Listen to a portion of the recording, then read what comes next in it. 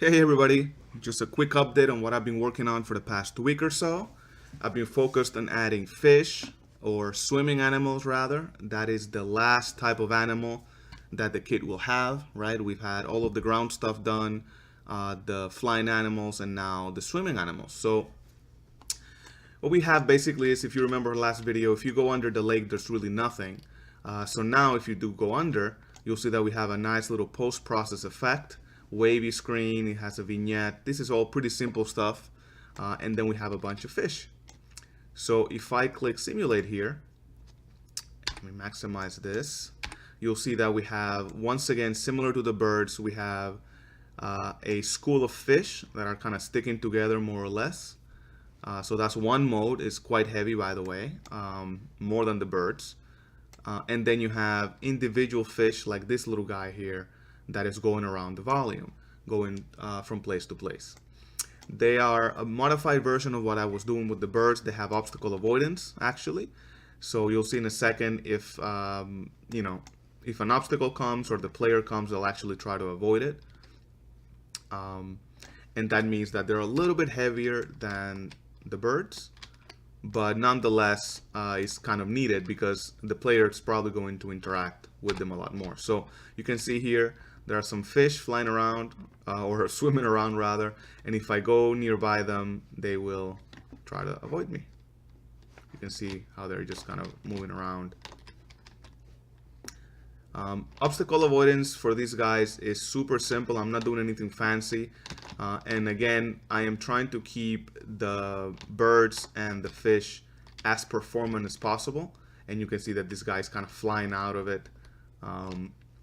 But the idea here is that it'll be as performant as possible because they're going to be mostly as a backdrop to what the player is doing. So here's another quick example. If you have really shallow water, you can scale the fish down, and you can see them there. If I go underneath the water, you can see those guys just kind of swimming around here. So yeah, I'm not really happy with the performance of the void algorithm, and I think that's honestly a matter of blueprints. It's really hard to get them to be performant, and they don't look as good when the size of the group is small. You can get away with that for the birds, but somehow the fish, usually the schools of fish, are a lot more. You can see here, I don't have any groups here. It's just random fish swimming around. So I don't know. I'll see if I can optimize that algorithm, but for now, I think I'm going to start focusing on some of the other behaviors for the ground animals, which are the more complex ones. I got some really nice feedback from one of the users on the forums about maybe making some of this behavior modular in different components, and I don't have that right now. So that's going to be my focus next, is going to be trying to refactor some of the code to make it more flexible.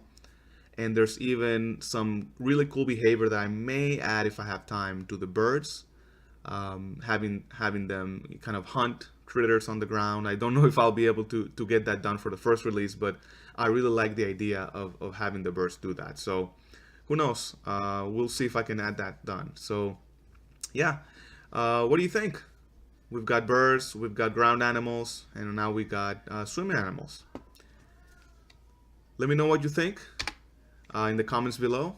And yeah, any feedback is, again, really welcome. I'm still sort of early on the development process, so really looking forward to your comments if you like what you're seeing. So all right, let me know what you think, and I will see you guys in the next video. Thanks a lot.